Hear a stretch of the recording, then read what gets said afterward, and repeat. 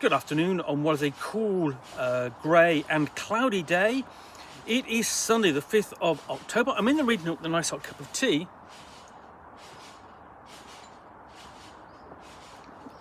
And quite a special box to unbox. It is Dungeons & Dragons starter set, Heroes of the Borderlands. Designed for, this of course comes from Wizards of the Coast. It's designed for ages 12 plus. Starter set, Heroes of the Borderlands, an open and play entry into the world of Dungeons & Dragons. Heroes of the Borderlands is a cooperative fantasy adventure for all skill levels. In each game, one player acts as Dungeon Master, while others act as heroes in an ever-evolving story. Together you delve into monster-filled caves, explore untamed forests, and determine the fate of the Borderlands. Set up and play in minutes with a quick start guide and an intuitive learn as you play components. Go on epic adventures with 3 adventure booklets that provide dozens of encounters, including combat, social interaction, and exploration. Choose your way to play with open-ended encounters. Do you fight the goblin, try to reason with it, or sneak past it undetected? All in one box includes dice, tokens, large maps, and cards for magic items, monsters, and more. There's a nice bit of artwork on there, so I'll show that to you. And that's what you can see there in the box set. Now, this is actually quite a weighty box set. It's about £5 in weight. So more on par, actually, with the big Pathfinder beginner box set in terms of heft. And actually quite a lot weightier than the previous starter sets that Wizards of the Coast and its predecessor TSR put out over the years, because if you go back to the 1990s, TSR put out almost a starter set or introductory box set every year, and repackaging a lot of material. And there is a certain degree of repackaging material here, because it says Heroes of the Borderlands. Does that echo keep on the Borderlands, you have to ask yourself. Now, I know, of course, that something like this, part of the hobby, part of the Dungeons & Dragons hobby has gone, oh my God, what have they done? How have Wizards of the Coast ruined Dungeons & Dragons even more with this product? Let's have a look and see what they've done before I decide that might be the case. And I probably won't, because, I like a good starter set. And for me, a good starter set, sells the game, it encourages you to play. Let's see if I can get this. This doesn't actually want to come. There we go. The plastic didn't want to come off. Just put that there. And then I'm going to try and get into the box.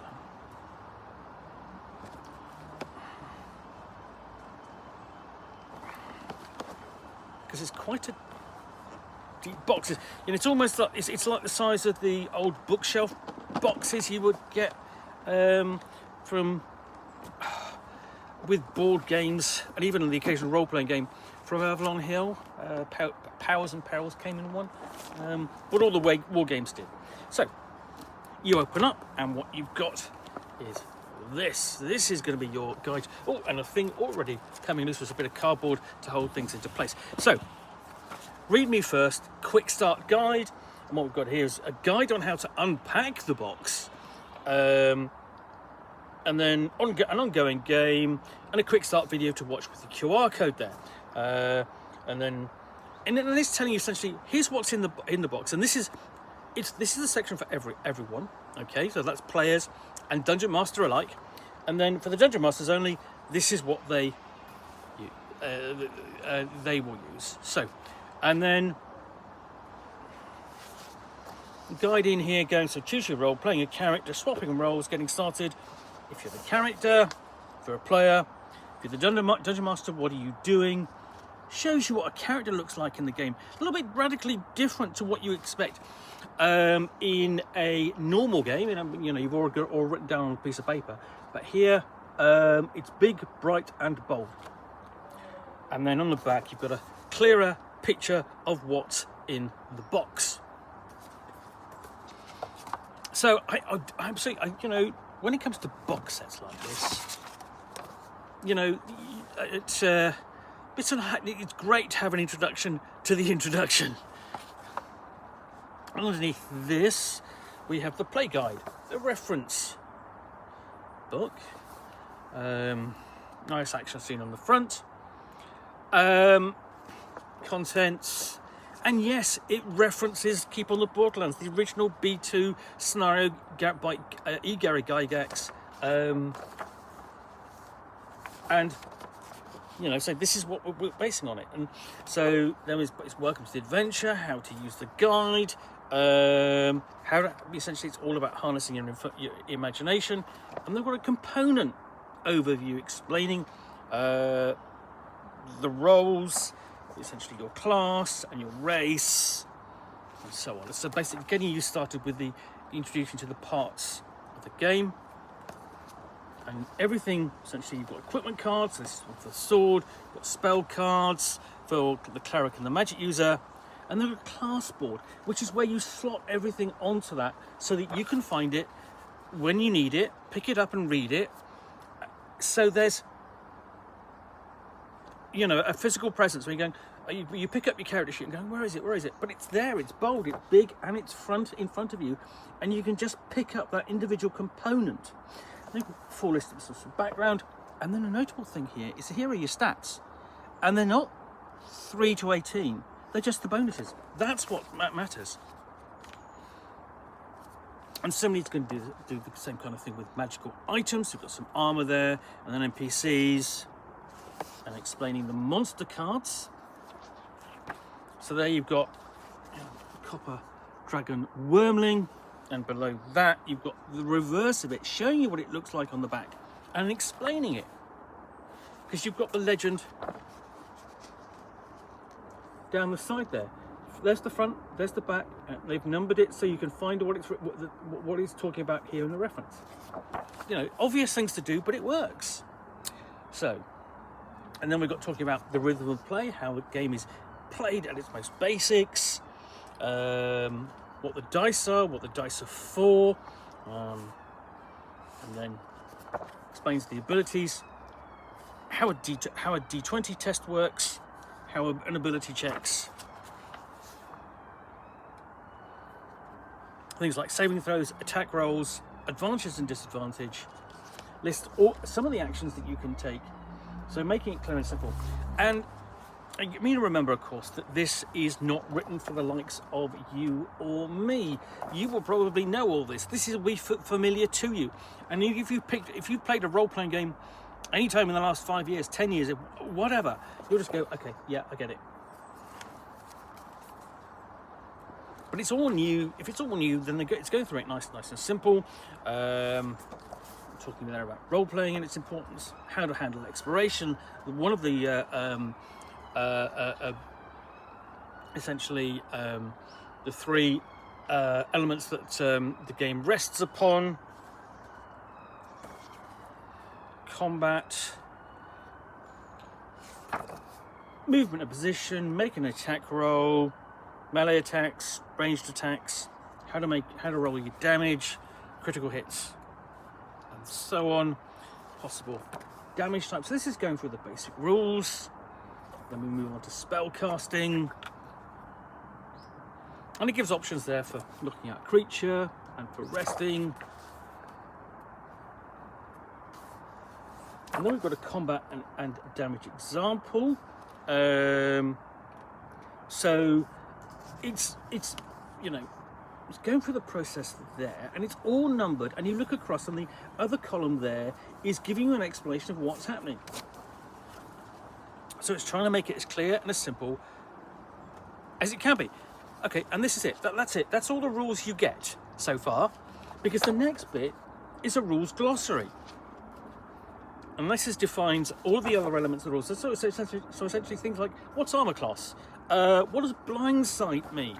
So you've got in the rules, just a few pages away from them, or just at the end of the rules, you've got a clear, simple guide to the terms that might come up in play. What does that mean? Oh, I'll go and look it up, and it's not too fast to find.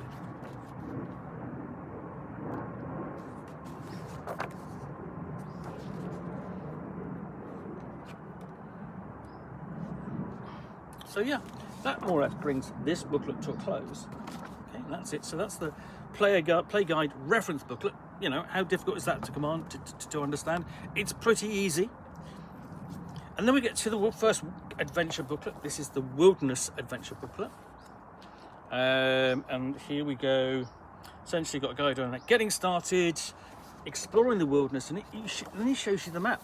And the map you're kind of going, right, all right, got it, okay. Oh, there's the keep on the Borderlands. The most famous gaming starting point in the hobby of of anywhere. You've got a bigger area described, I think, than you normally do in the core original scenarios. But up here, around the corner, you've got the Caves of Chaos featured. You've got quite a wide range of area to explore. Beginning with the trail, and talking about things, things like DM tips, features, box text, how does that work, ability checks, treasure, bold items and NPC cards. So all of this is, you've got a commentary, the content here is what you're going to run, and the box text is providing commentary and explanation.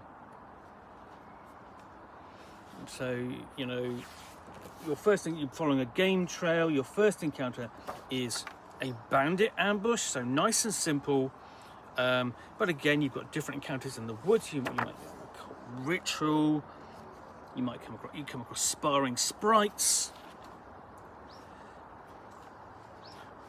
In the fens, a flock of sturges, and then in the swamp, of course, you've got a lizard folk swamp village. Giant spider's nest, and then a hobgoblin patrol, and then a table of random encounters. So that's your wilderness section. And the thing is, you're going to start off with a wilderness adventure scenario. Say, where are we? Essentially, you're on the game trail and you go into the bandit ambush, and that's your first mini encounter. You've dealt with exploration and combat, or however else you've dealt with the bandit ambush. But you're going to come back to this one. You're not going to work your way through all of this, because this is just handling, you moving back and forth across that region. Underneath this, you've got the Keep on the Borderlands adventure booklet. So here we've got a description of the Keep on the Borderlands, and it's telling you things to lay out the map. Here are the key locations, followed by their descriptions, and a really nice illustration of the map of the castle from above. Just a different angle, but it's all familiar. I mean, that's all familiar. Essentially, you go back to the original B2 Keep on the Borderlands. So you've got detailed descriptions of the various locations. Again, a summary of how the box text works in each context, and then roles here, guide here for social interaction. The characters arrive at the castle, hello, we've arrived, we want in, and so on. And then what they might find inside and who they might interact with.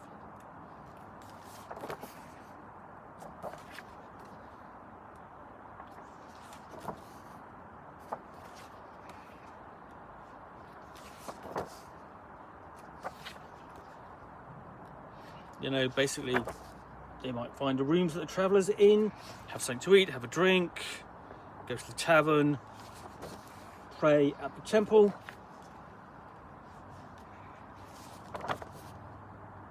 talk to the guards, and so on. And maybe if they do well, they might be invited in for a feast at the inner fortress. So this is describing the base to which the player characters are going to return again and again. So you're going to get multiple uses out of those two booklets, out of the Wilderness booklet as you go back and forth, out of the Keep on the Borderlands booklet as you go back and forth. So next, underneath that, this is the third booklet. This is the thickest. This is the Caves of Chaos adventure booklet. And then we've got, so there we've got a map of the Caves of Chaos, the outside bit, quick overview, and essentially the rhythm of play, what's involved in exploring this Caves of Chaos. But you turn the page and Cave A, Kobold Lair. This is a modern adaptation, update of the whole adventure. This is going to be so familiar to many players. And, you know, it's not been revisited officially since the Borderlands campaign, I suppose, that was done as regular play, as organised play for Dungeons & Dragons 4th edition. I think there was one of the playtest adventures handled the adventure, and previously since then, you did have the original adventures reincarnated from Goodman Games, which just basically presented the history, the original files, and updated it for 5th edition.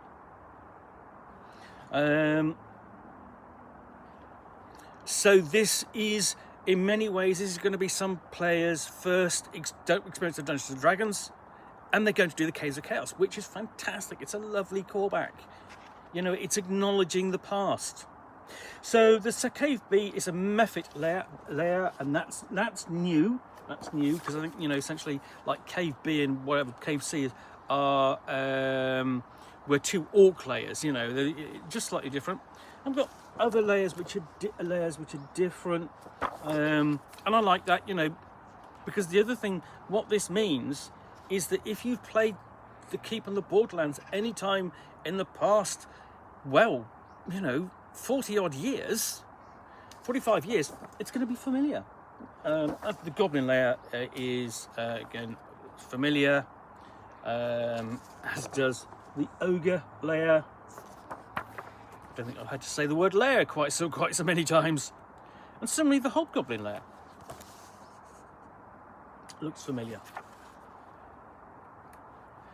I've got a Shunned Cave.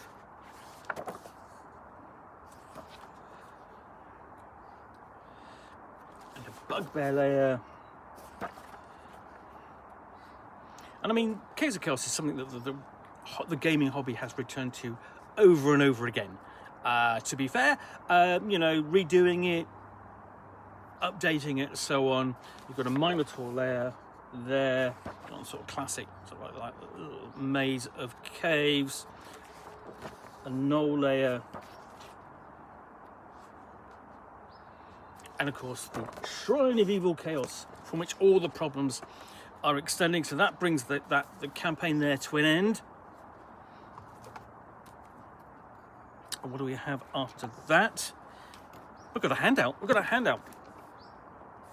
This is a letter to noble adventurers saying, "Come forth, come and adventure, come and solve, you know, make a life." So yeah, I send you deepest thanks. Your gallant efforts to forestall the forces of chaos.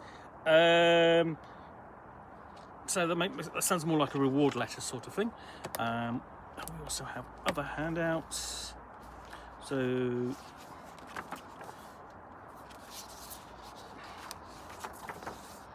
you've got some of the items which are available for sale at the Provisioner.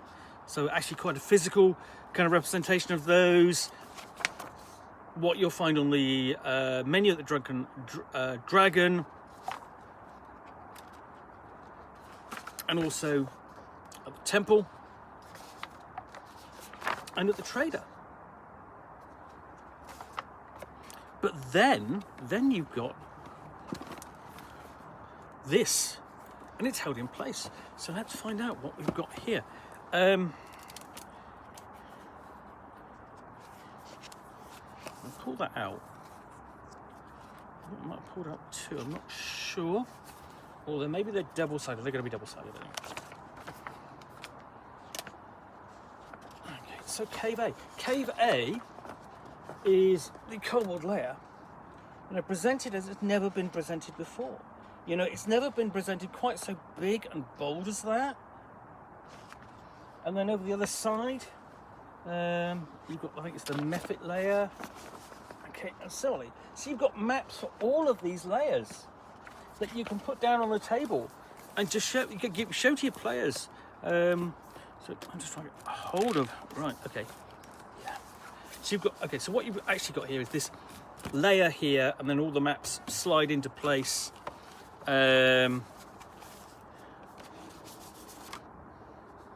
So let's just look at some of them. Well, I can look at all of them really. Okay, so that's Cave A, Cave B. Cave C. I mean, I've shown you these already, but you know.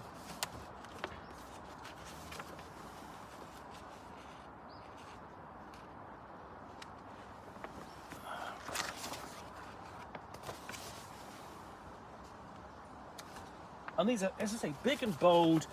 You really want to sort of like, you know, grab these, go down and get your miniatures out and get playing. I mean, and that's the whole thing, to make this as attractive a package and to make it something you want to go, wow, what's that? That looks great.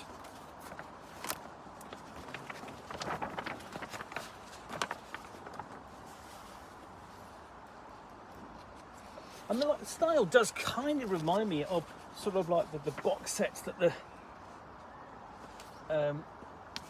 TSR did during the 90s a little bit. Not all of them, but just a bit, you know. But as I say, all these fantastic maps.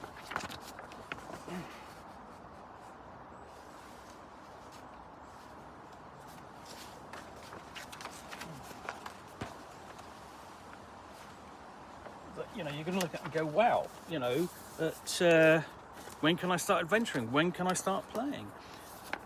So it's not all maps of the Caves of Chaos, but you've got plenty. You know, this might be. Let's have some count, of course it is.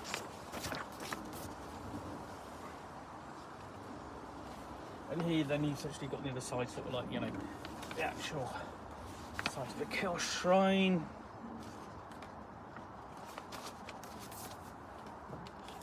So that's all really terrific. But then the other maps, you've got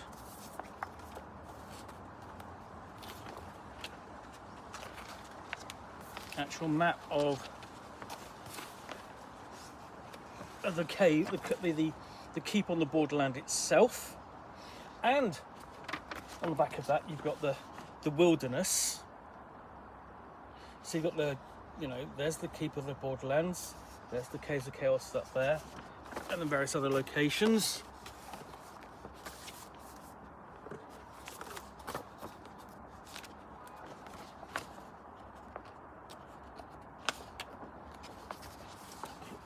There's the Caves of Chaos general map. A whole lot. It's a bit more regular than I kind of imagined, and it's also you know, not quite so overgrown with trees. You've got map Cave E there. This is going to be for your ogre. It's a very small one. Okay. Oops.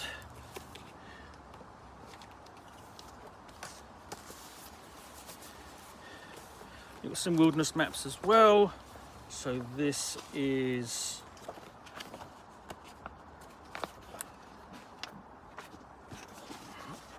that's the fens with the lizard men,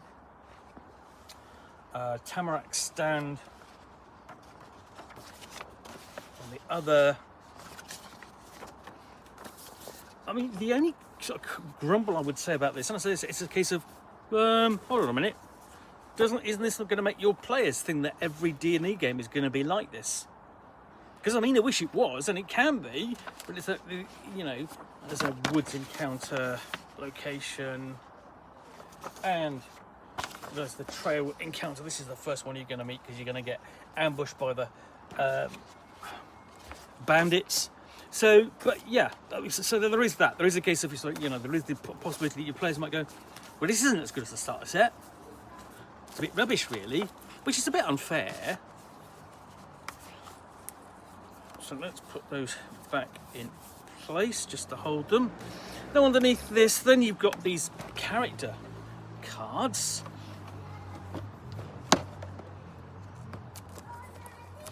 and these aren't quite, they're sort of heavy, they're not quite cards, they're heavy, very heavy, light card, heavy paper. So you've got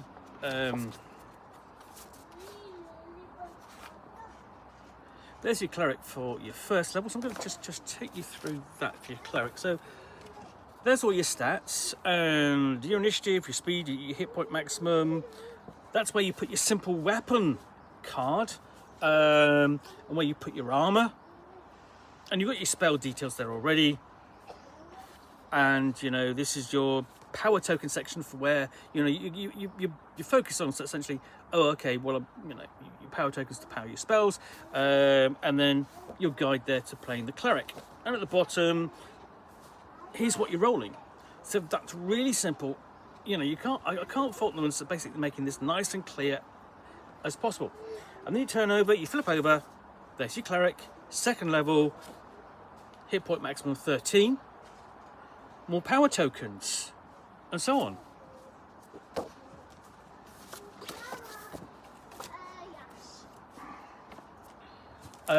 But around the side, the other thing you didn't see was you've got this species card. So that's where you slot your species card alongside. And that's where you slot your background card alongside. So everything is easy to find and use. You are making the choice of where to put things, what to choose, and you're literally physically given it. Does the same thing for your fighter. It's got 2 cards for that.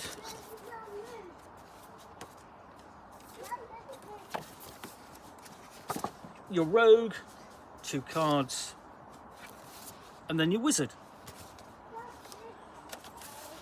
2 cards. So this is designed really for, you know, it is basic role-playing game.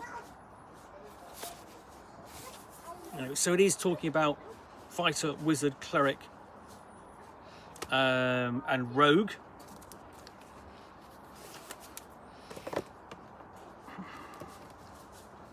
You've got tokens for your gold pieces. Tokens for both your characters and your monsters.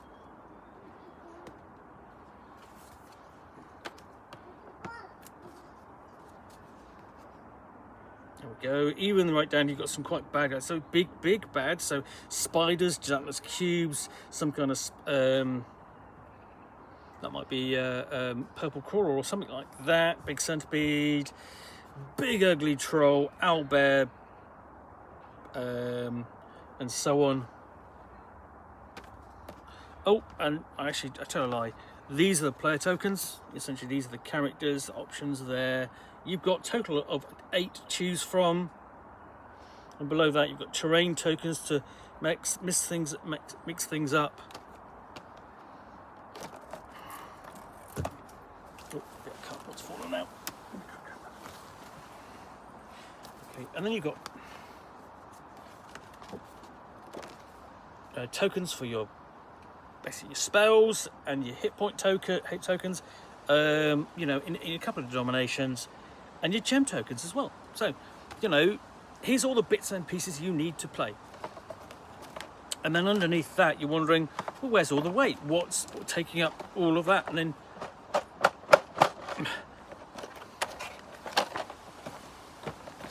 so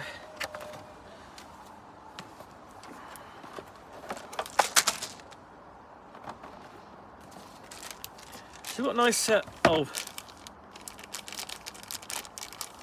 dice. So you've got 2 sets of dice in here, more or less.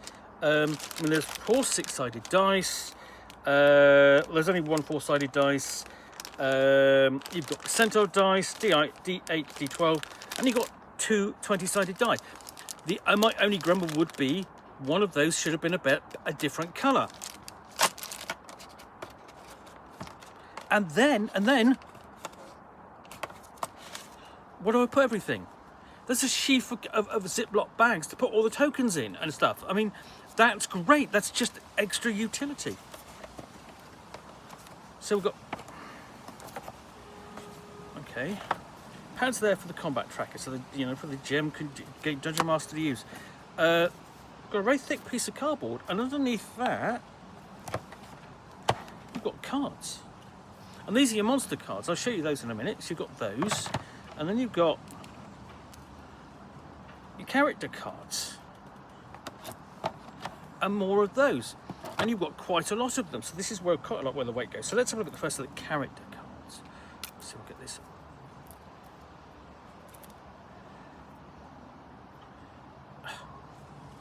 Never quite get my fingers around these.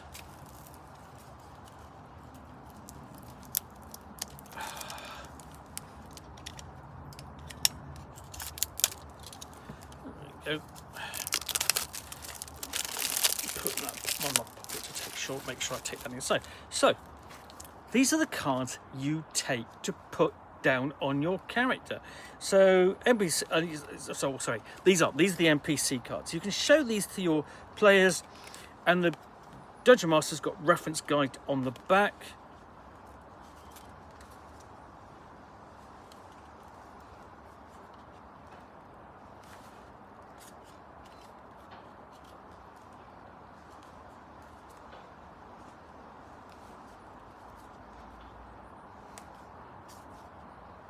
So these are all the NPCs that players and their characters can meet. That's a halfling banker. I like that. And the thing is, and then we've got a halfling shopkeeper called Ruckus. And then we've got human guildmaster. And, you know, it's make sure you sort of like you've got a diverse range of characters that people are going to meet.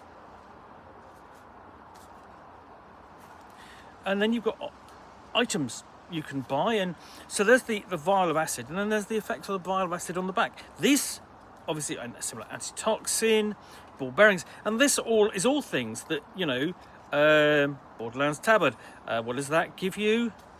When you're wearing this tabard, NPCs in the Keep of the Borderlands are initially friendly towards you. But you've got to go and earn one of those, I suppose.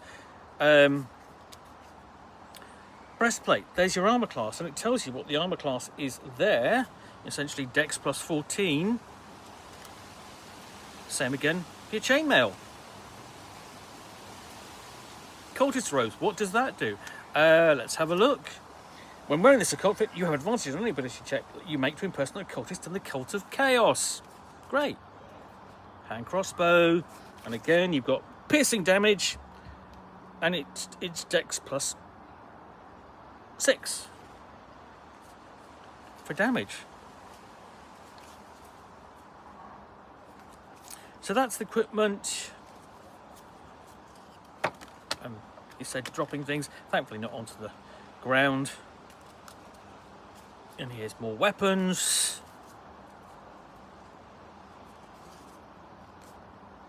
There we go. That's just some of the cards. So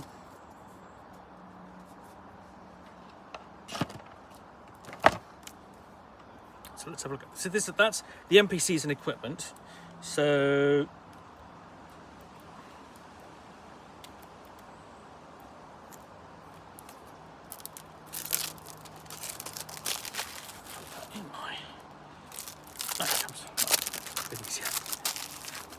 So we start off and we've got background. So this is the background for your characters. So acolyte. And it tells you what you need to be an acolyte, what the benefits are. Similarly, criminal. Entertainer. Farmer. Guide. Hermit. Sage. Soldier.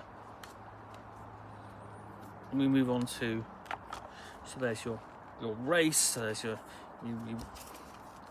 got a couple of dwarves, an elf, another elf, halfling, not in a waistcoat but should be. That's better. Human. But also more equipment cards. got some magical billowing cloak, magical item. What does the billowing cloak do? Wondrous item. While you're wearing this cloak, you can take a bonus action to make it billow dramatically for 1 minute. Special use, you have advantage on charisma to amuse humanoid onlookers while the cloak is billowing. But then you've got the cloak of elven kind.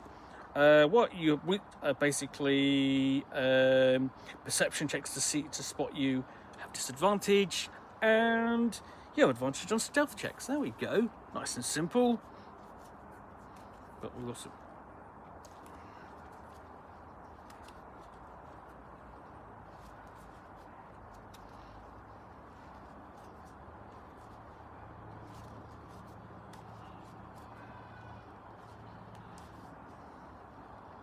and then we move on to done characters and yet more equipment and even magical equipment, spells. So what does bless do? So as see, you've got so range 30 feet, targets up to 3, you bless up to 3 creatures, including yourself, within range. It's a level 1 spell. And it tells you on the back, cast magic action, targets up to 3 creatures of your choice. Effect, whenever a target makes an attack roll or saving throw before the spell ends, the target adds 1d4 to the attack roll or save. Duration, concentration up to 1 minute. And it's got notes there on how to cast that as a higher level spell. So nice and simple. It's laid out where people can find it.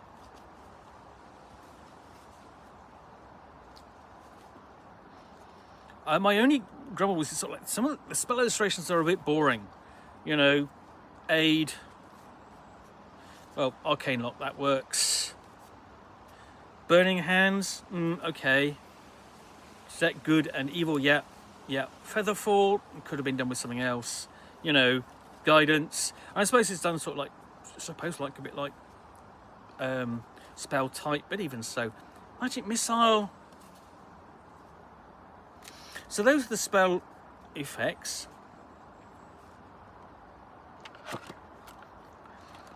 Okay, so let's have a look at the monster cards.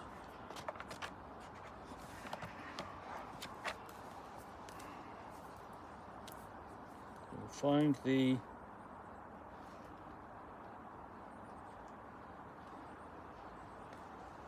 there's supposed to be a bit of a tag there where you're right. Okay, so let me get the knife on these.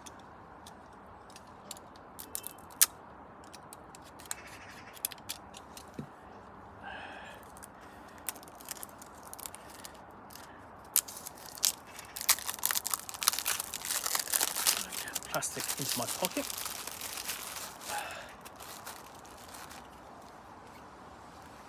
So, on your turn, this is what you can do in combat. So 1, 2,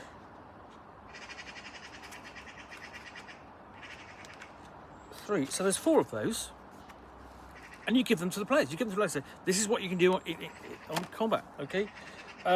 Monster. Animated flying sword. Details on the back. There we are. Stats. Everything you need to use it, you know. And then we go on to Bandit. And it's indicating what token you need.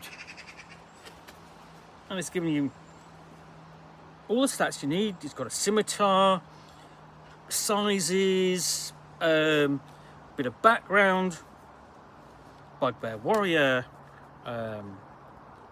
curate, pious healer, so that's an NPC, giant spider,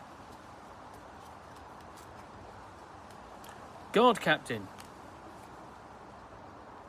Jacko. Who is Jacko? Let's find out. It's a named NPC. Quick disguise. Basically advertises his cloak and dagger services in seedy places throughout the Borderlands. For the right price, Jacko will trail, rob, rough up, or even take out any mark, no question asked. Satisfied customers parrot his cheesy slogan, Jacko always has your backo. Yeah, okay. And then Jelly Cube, not Gelatinous Cube, which is a bit disappointing. But there we go, large use. There's the background, some information on it. Kind Kobold Warrior, looking a whole lot more fiercer than kobolds normally are. And there's your Mimic. Well, that's the Minotaur of Baphomet. And that's a Nothic. So that's an entirely new monster for Borderlands. And then you've got a Red Dragon Wormling, Sprite Skirmisher, Lynx, and White Life Drinker. And there's your zombie. So you've got that as well. So you really are getting, I actually think you get your money's worth. There's a lot here that's it's made to be really accessible and easy. I am really I've got to be honest, I'm quite impressed by all of this. You know, there's so much thought gone into this design. To make this easy and accessible.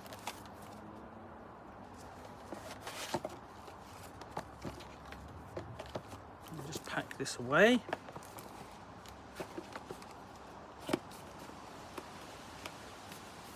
That's not quite gone into the right. And even then, it sort of like, it only just fits. It really does only just fit in the box. I'll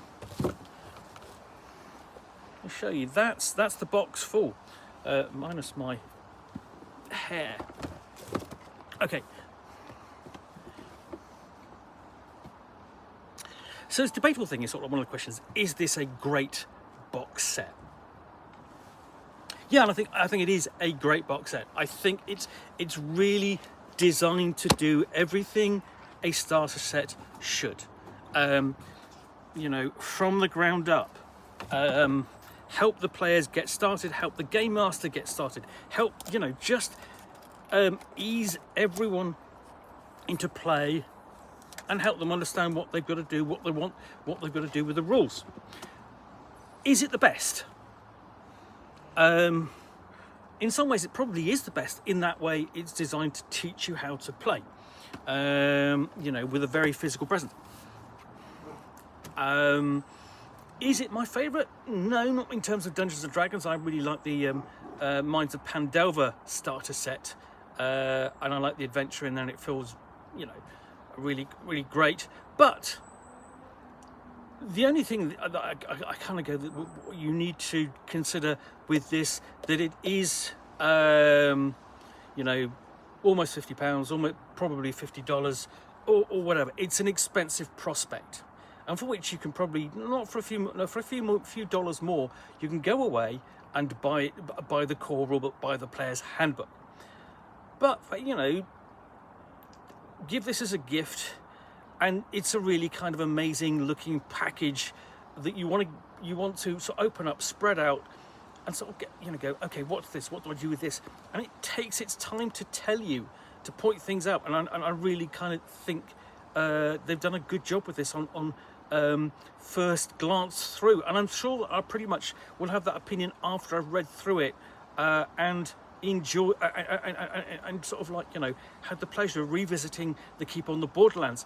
I mean, the Keep on the Borderlands itself, I have looked at it. I've reviewed the original scenario. I've reviewed Return to the Keep on the Borderlands, and sort of like, and every iteration of the Borderlands and related stories that I can.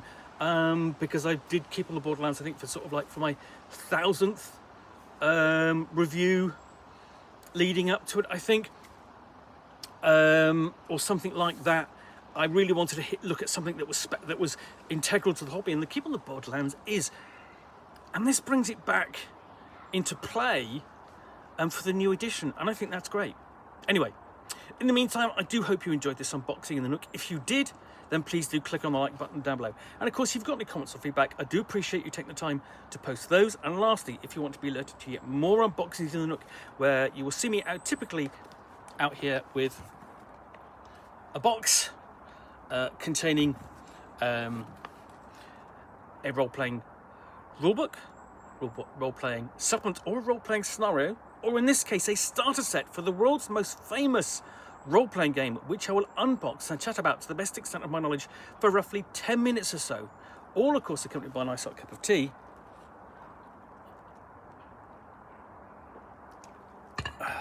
then please do click on the subscribe button down below. Thanks again for watching another unboxing in the Nook. I will be back again soon with another one. Bye for now.